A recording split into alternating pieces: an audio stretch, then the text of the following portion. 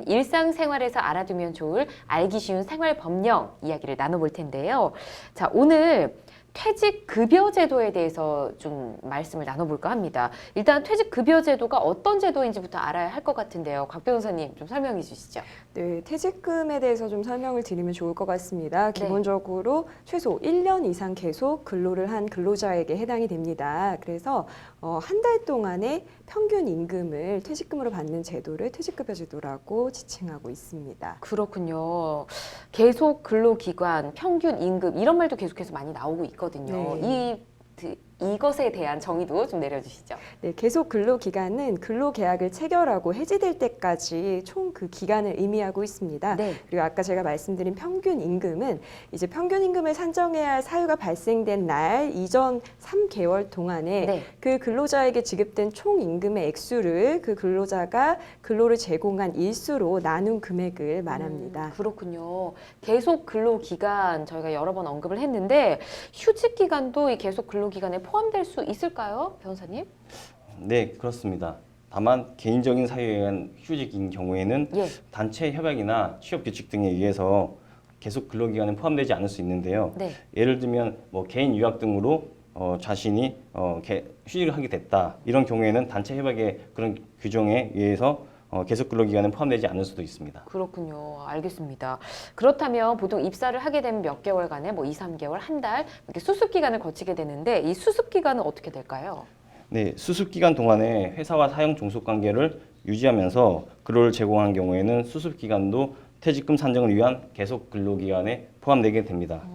또한 근로계약 기간을 갱신하거나 예. 동일한 조건의 근로계약을 반복하여 체결한 경우에는 갱신 또는 반복 기간을 모두 합산하여 계속 근로기간에 포함시켜야 합니다.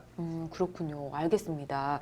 자, 혹시나 뭐 개인적인 사정으로 퇴직금을 좀 빨리 받았으면 좋겠다 하는 요청이 있을 수도 있습니다. 이런 경우에는 미리 좀 지급을 받을 수 있을까요? 네, 원칙적으로 퇴직금은 퇴직할 때 청구할 수 있습니다. 네. 하지만 아주 예외적으로 근로자가 사용자에게 중간 정산을 요청하는 게 가능합니다. 그래서 예를 들면 뭐 주택 구입이라든지 이런 중대한 사유가 몇 가지가 규정이 되어 있는데요.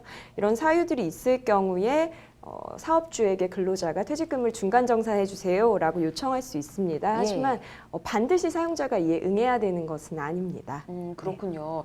중간 정산이 가능한 사유를 좀 알아보고 싶습니다. 어떤 경우들이 해당할까요? 네, 몇 가지가 있는데요. 우선 주택을 구입하는 경우가 있습니다. 또 6개월 이상 요양을 필요로 하는 부양 가족이 있는 경우, 파산 선고 및 개인 회생 절차가 있는 경우, 또 천재지변과 같이 이런 피해를 입은 경우, 또 기타 금전적인 도움이 필요한 사안에서는 퇴직금 중간 정산의 요청이 가능합니다. 그렇군요. 알겠습니다. 화면으로도 정리를 해드렸으니까 여러분 참고하시면 좋을 것 같고요. 퇴직금도 지급기한이 정해져 있을까 궁금해지네요, 김 변호사님. 네, 퇴직금도 지급 기한이 정해져 있는데요. 네. 고용주는 근로자가 퇴직한 경우 그 지급 사유가 발생한 날로부터 14일 이내에 퇴직금을 지급해야 합니다. 다만 특별한 사정이 있는 경우에는 당사자 간의 합의에 따라 네. 지급기를 연장할 수 있습니다. 만약 기간 내에 퇴직금을 지급받지 못했을 경우에는 예. 미지급에 대한 적극적인 항변을 해야 불이익을 좀 면할 수 있을 것입니다. 그렇군요. 14일 이내에 지급을 해야 된다라고 알아두면 되겠고요. 만일 내 회사가 차일피일 이 날짜를 미루면서 퇴직금을 좀 주지 않는다 할 때 어떻게 하면 좋을지 좀 말씀을 들어보고 싶습니다. 우선 두 가지로 나누어서 좀 설명을 드리면 좋을 것 같습니다. 네. 그래서 민사적으로 이렇게 금전적인 걸 받는 방법이 있고요. 또 한 가지는 이제 고용노동청에 진정이나 고소를 네. 제기하시는 방법이 있습니다. 우선 진정과 고소 관련된 부분을 먼저 좀 설명을 드릴게요. 네. 퇴직금을 받지 못한 경우에는 관할 지방노동관서에 퇴직금을 지급해 달라고 요구를 할 수 있습니다. 또 이게 퇴직금이 근로자 퇴직급여 보장법에 규정이 되어 있는데요. 지급하지 않은 경우에 3년 이하의 징역 또는 2천만 원 이하의 벌금에 처해질 수 있습니다. 그렇기 때문에 이런 근로기준법 위반으로 처벌해 달라고 고소를 하는 것도 가능합니다.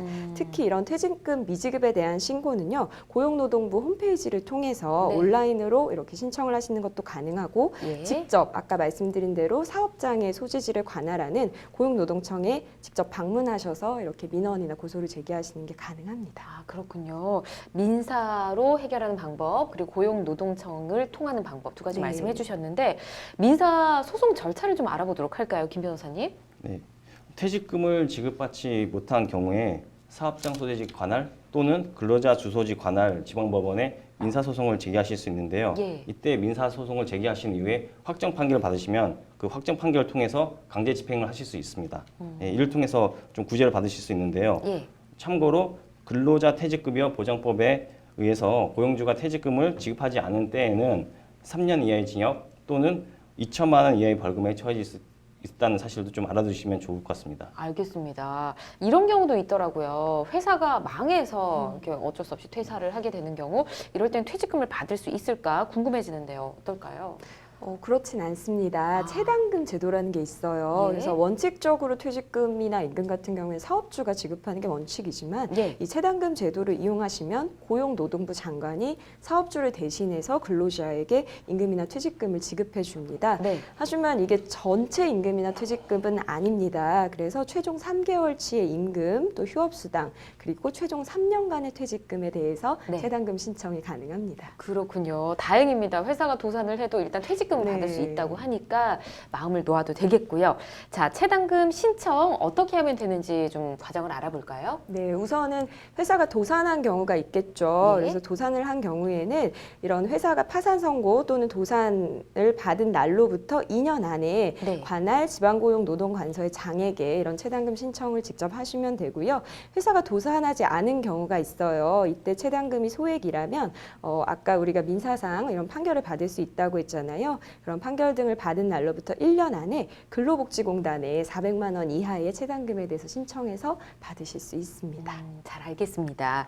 자, 오늘 퇴직금과 관련해 여러 가지 사항들을 좀 알아봤습니다. 관련 내용을 기억하셨다가 피해보는 일이 없으셨으면 좋겠고요. 참고로 고용노동부 홈페이지에 들어가시면 퇴직금 계산하기가 있다고 합니다. 이 퇴직금 계산하기를 통해서 누구나 쉽게 내 퇴직금이 얼마인지 계산을 해볼 수가 있다고 하니까 이런 프로그램을 활용해 보시는 것도 좋을 것 같습니다. 자, 퇴직급여제도와 관련해 더 궁금한 점이 있으신 분들은 법제처 홈페이지 찾기 쉬운 생활법령에 가시면 좀 더 자세히 나와 있으니까 참고하시고요.